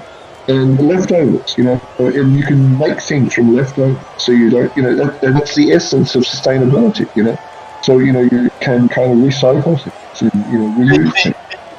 You realise making a call like that on projects, which they could be like 2-3 mil projects, making a call like that, it really involves a lot of this course. Just about every framework, utilitarianism, Kantianism, right? All the values that we've talked about, courage, for example, courage, curiosity, all those things, right, are all values that are important for what you described now. Yeah, and it's a big thing to actually cancel or stop the project. It really is. It's the majority of the time it actually impacts some of the team as well, and they have to be laid off. Speaking of cancelled projects, right? Now because of coronavirus, there are a lot of movies, big budget movies that can't be shown in cinemas because cinemas are closed, right? And I think what was the latest James Bond film, for example, right? Does Hollywood actually have any morals? Well, you're the one that's attacking Netflix. It's an interesting presentation today because at the start I was saying, Netflix has, anybody can take whatever they like off, in terms of vacations. And then straight away you say, oh no, but Netflix is responsible for showing child pornography, right? Right? And that was talking about Netflix ethics, right? So it's more like, well. Very contradictory terms. But going back to James Bond, right? James Bond movie was supposed to be shown in April or March this year, right? But it kept on getting delayed, and now they've delayed it to 2021, right? And it's like, and that's a huge, tentpole film. It's like a big budget movie, right? And even though they've delayed it to April 2021, they're still not sure if the cinemas will be open in time to show it, right? Because the thing is, there's this huge cinema chain, global cinema chain, that decided to actually shut all its outlets in the UK because of pandemic there. And even without the virus, if you just take the virus away, here's a prediction, and I don't use predictions. It's going to be one of the greatest flops on the planet.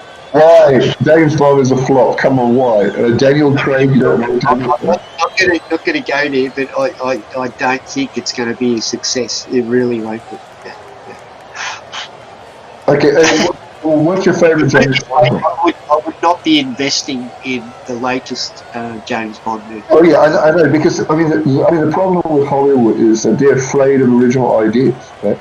Correct. Because the thing is, it's like everything is a sequel or a remake, right? It's so stupid, right? And the thing is, if you go back to the golden years of Hollywood, like the 40s, 50s, etc., that kind of, even the 60s, right?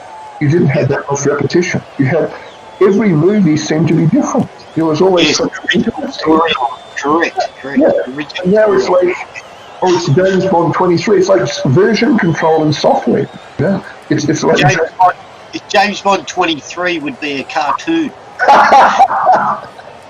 But it's like the way they're trying to actually change things to make things automatically correct, right? People are saying we need to have James Bond as a woman, right? But that means it's not going to be James Bond. It'll be Jane Bond or something like that. It's not going to be James Bond. If you call it that, unless it's a woman who decides to call herself James Bond.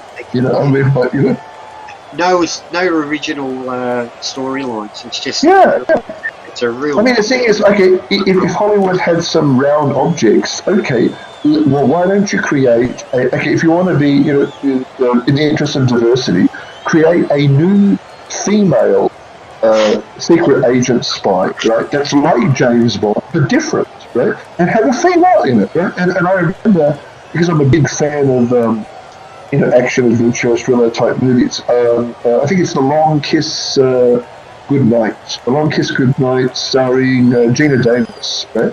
and it's like Gina Davis is like, and this is like Jason Bourne, Jason Bourne.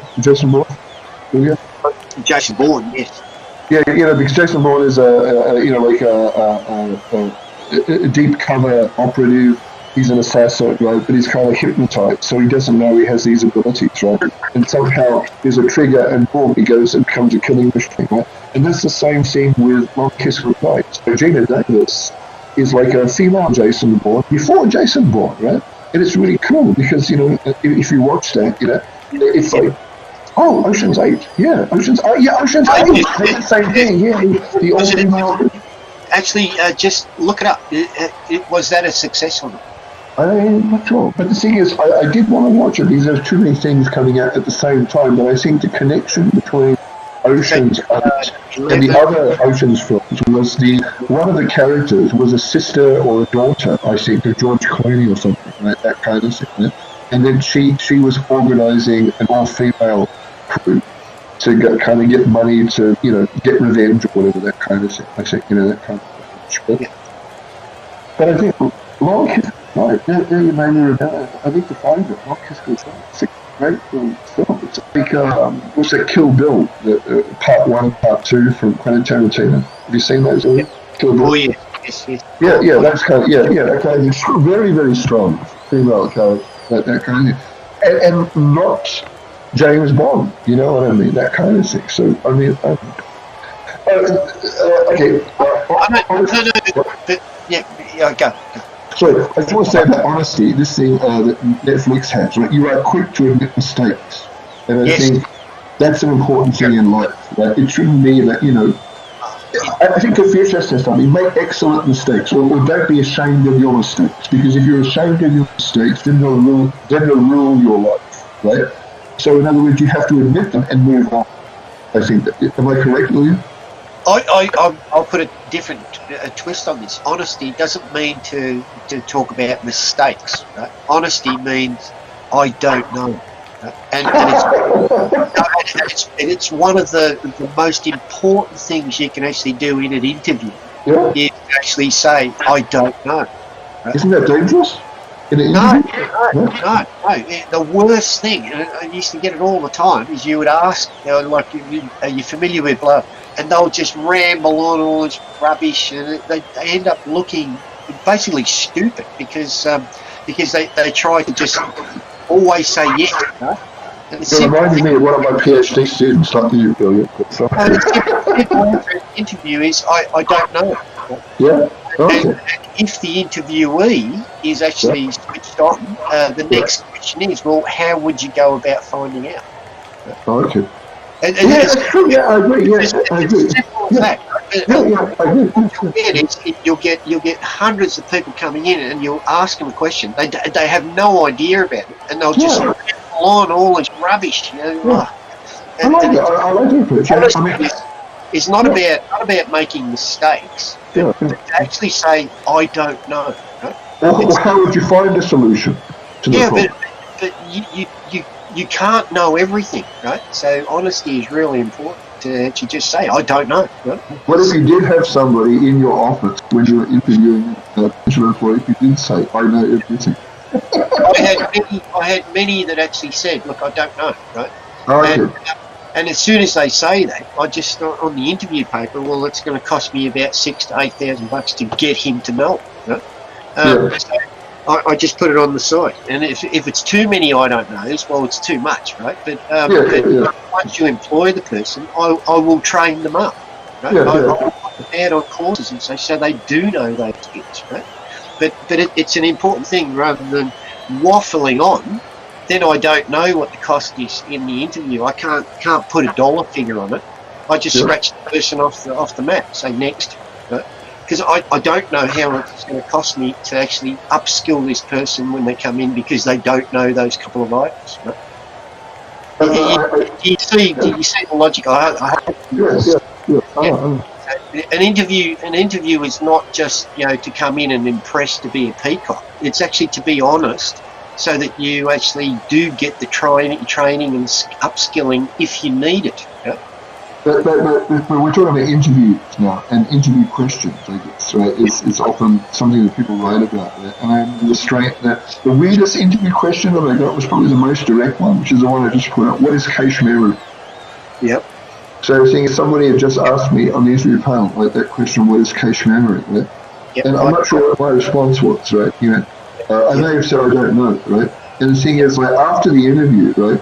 And I completely forgot that I actually went for the interview, right? And somebody kind of rang me up and said, "Do you still want the job, right?" And the person actually apologized, right, for the person on the panel that asked the weird question about cache memory. Because it's more like, it's more like, what is this? Like, one of those game shows on TV, like, what's the capital of, Suriname, Paramaribo, that kind of thing, right? It's more like, that's not what an interview is supposed to be. It's not like a game show, Yeah. Like, can I ask the audience? Can I Actually, no, wait. You just gave me a great idea for a game show for TV. It's not who wants to be a millionaire, who wants a job. And why don't you have, Can you imagine having an interview, and before you actually went into the interview, you said you've got these 3 lifelines? Well, that's true. But wouldn't that be good? I mean, the thing is, like, you have like Eddie McGuire or somebody, right? And they're actually asking you job interview questions, right?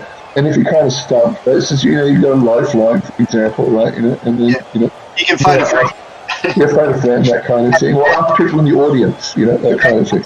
And the kicker would be, you ask the question of the interviewee, and they say, "Oh, I want to call a friend." And as soon as they make the mobile call, the guy sitting next to you in the panel, his phone rings.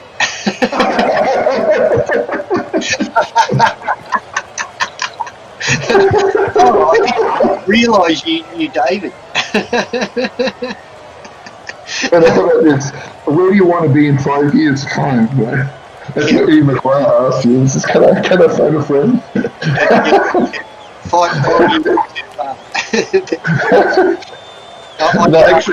I got asked that in my interview. See, normally when people ask me an interview question where do you want to be in 5 years' time, I say I decline to answer that question because it's too Stalinist. Yeah. The 5-year plans. I should say it was in my performance review, not okay. I got asked at that stage. It was a department manager, and he said, like, what was your progress this year? I said, I thought you would have known because of all the stats. Aren't you collecting stats off there? So we got into a bit of a discussion. He said, "Oh, well, where do you see yourself in like 1 to 3 years?" And I said, I want your position. Okay, yeah. I thought you were going to say, like, I want to have your house. No, I want to be with you.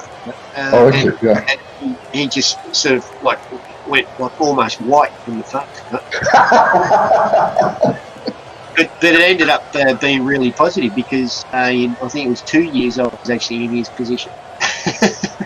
See, you fulfilled the prophecy. No, because he caught on. He's like, you can't sit in that position forever. So you should become a mentor to the staff that you think are capable of doing what you're doing. So you should pick out at least 2-3 people that you think will come into your position so you can move on. Yeah. And so it ended up being quite a relationship, and it was quite good because he ended up moving out and to a different area, but I took his position, so it was good. Yeah. Well, in other words, right, it's more like he was your mentor. In a way, yes. I mean, people should actually not feel that they're hiring people who are their enemy or their competition, but people that then can assume their position through some natural process of evolution, through mentorship. Yeah. And I think that's what's kind of been forgotten, I think, in industry and even at universities. I mean, even people use that term mentor, right? But I think universities use that. They're highly competitive places, right? So crowded in the buck, that kind of thing, right? Yeah. And the thing is, like, there's a notion of, being a mentor is one that goes back, like thousands of years. And if you go back to, like, we were talking about Socrates and Plato, right? And I would argue that Socrates was kind of, Plato's mentor, in a sense. I wouldn't say that he was his teacher. It was more like Plato admired Socrates, and Socrates probably admired Plato, and it was a relationship where both kind of added value to each other, etc., and to the rest of human history. I think so. There's nothing worse in industry with someone who we actually called it in management. We used to call it the cork in the bottle. So if you're labelled as a cork in the bottle, for one of these managers who is all powerful, I know everything, but I will not let you know, and all this, and doesn't share knowledge. It's one of these people who are stuck in that position and do not want to move, right? Which means the people underneath are not capable of actually progressing, right, through the industry. So a cork in the bottle is one of the things that you do not want to do. You don't even want to come across it. You don't want to be one, right? But the thing that you're just talking about, mentors, is another extremely important thing for management. Is when you become a mentor, or you are looking up to or guided by a mentor, make sure that you're looking at the negatives and the positives. Don't just think of mentors as just showing you all the good stuff, right? You should ask about the bad stuff as well, because you learn from mistakes, right?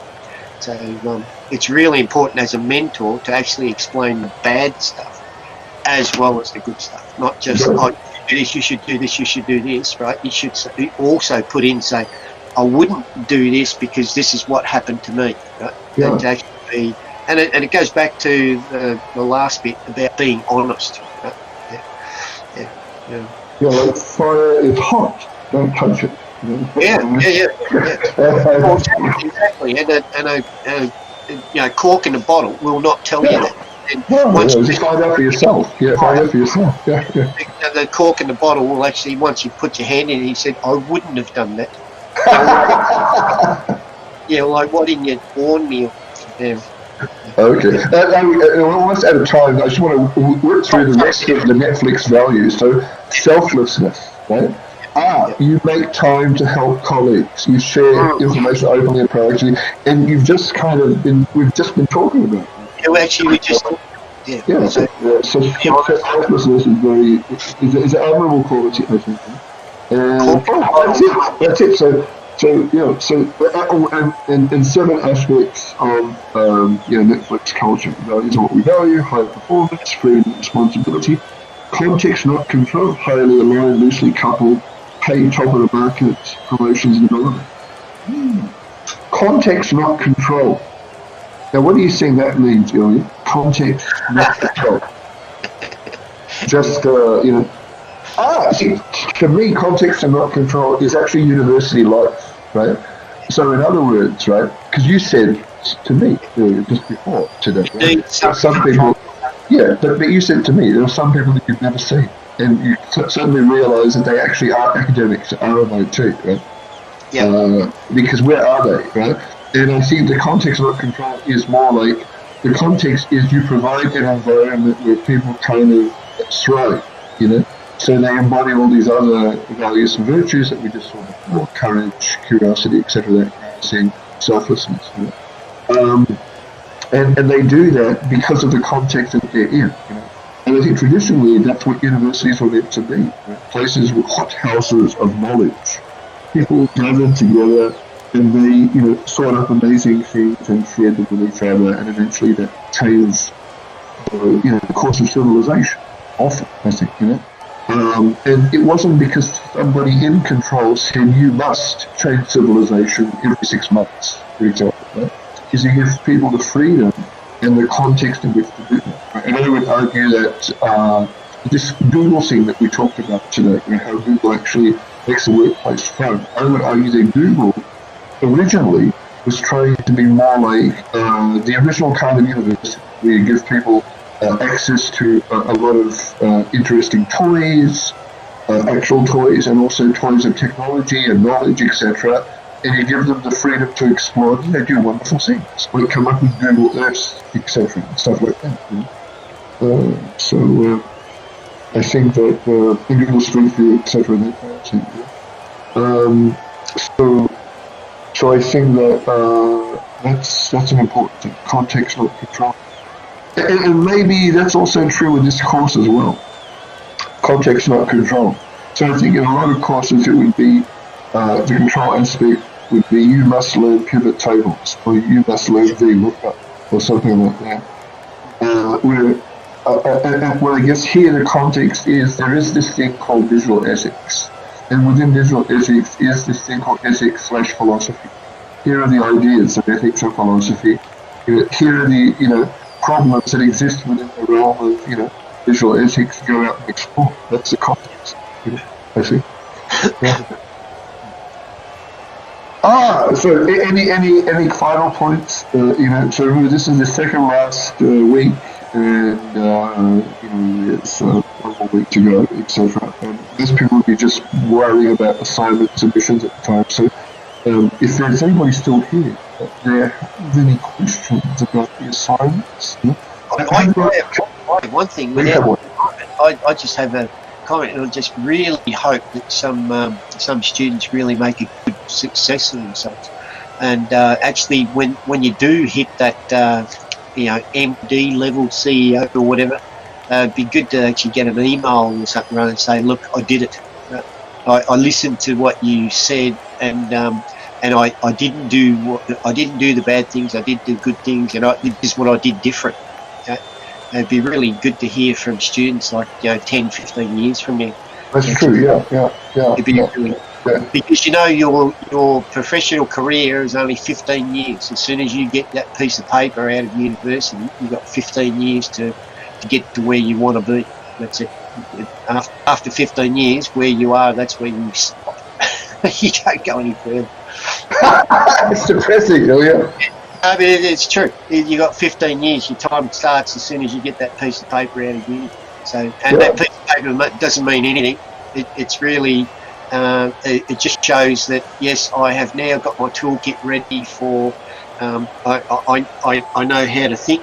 I know how to do things. I know how to actually create knowledge. Forget the piece of paper. I don't care what course it is, but that's what it is. And as soon as your clock starts, you got 15 years. Wow, that's depressing, right? It shouldn't be depressing. It should just mean that you pull your finger out and start bloody moving. Listen to everything we said and listen to the other things that we didn't say. But remember, Ilya, I think that kind of attitude, though, the 15 years that you quote, right, is actually pre-COVID. See, in my opinion, I think the world has radically changed and will radically change even more. So when we go into this COVID normal space, I think the old rules don't apply. Right? I think that probably, it's like at the start of this course, right, I put up an article from, I think it was Mark Cuban, who's a tech venture capitalist from the US, right? And I think 5 years ago, he predicted that in the future, what's going to be important is not people that know stuff about, computer science and stuff like that, electronics and whatever, right? It'll be people that know about philosophy. He thinks that, because think about it, right? I mean, the ideas of philosophy that we've been discussing, right, are actually old. They go back thousands of years. It's Confucius, etc., Aristotle, Plato, etc. Even the most recent ones, like utilitarianism, is still like 200 years old, for example, and they're kind of like dominant ways to think about right and wrong. Right? It's only now, when we've got this new social media technology, this new connectivity, the internet, right, that we figure out different ways that we can be evil or bad to each other, right? So I think that, it's almost like that there's a new renaissance of philosophy, right? Which kind of, means that, the 15-year rule is probably the greatest. I think it's more like what's going to be necessary for humanity to flourish, right, is almost like that we, have a new kind of renaissance. If you go back, right, there was the actual renaissance, right, with Leonardo da Vinci, Michelangelo, etc., that kind of thing. In Victorian England, when Queen Victoria was queen, right, the Victorian Renaissance, Charles Darwin, Charles Dickens, etc., people who were what they call gentlemen scientists, in the comfort of their own home, doing science, right? And now we can do that, right? We can do that as well with amateur science because of the internet. The internet has made everyone connected to all the knowledge that has ever been and the ability to create new knowledge, right? If we choose to do. And I made this point the other day on radio. I said that, to be a great leader, all you need is to be wise. And wise means you have to think in an open fashion. And anybody can do that, young or old, if they choose to do so. Most people don't choose to do that. Yes? I think that's all I have to say. That's it. Yeah. So in other words, you have to think, always. That's it. Yeah. Any other questions, comments? That's it. Okay, so Don't forget email. If you make Aubrey, you as well. If you make $1 million, don't forget to email me. Say I did it. That's all I need. No. Give us a job. Give us a job. Remember, the thing is, don't need it. Just email and say I did it. Because what Google does? Well, Google actually poaches people, right? If the slightest hint of fame and knowledge, they give them a position as a Google research fellow, and that's it, right? So yeah, exactly. Right? You see, that's it. So we just become consultants, right? You know what a consultant is, right? I'll be waiting 5 years. Right? 5 years. He's going to email me saying I did it. So, Ilya, I want you to promise to actually make some comments or posts or likes or whatever in the business message. Because we missed you, Ilya. We missed you. We missed your wisdom. Yeah, I've been busy. Yeah, all right. I can see it. I see it. He's coming back to the Digital Ethics Club. Yay! And watch out for more hints about the assignments on the Digital Ethics Club. So it's goodbye, good afternoon from yours truly, John Electric, and see you from Ilya. And I'll turn off the recording. Stop the recording.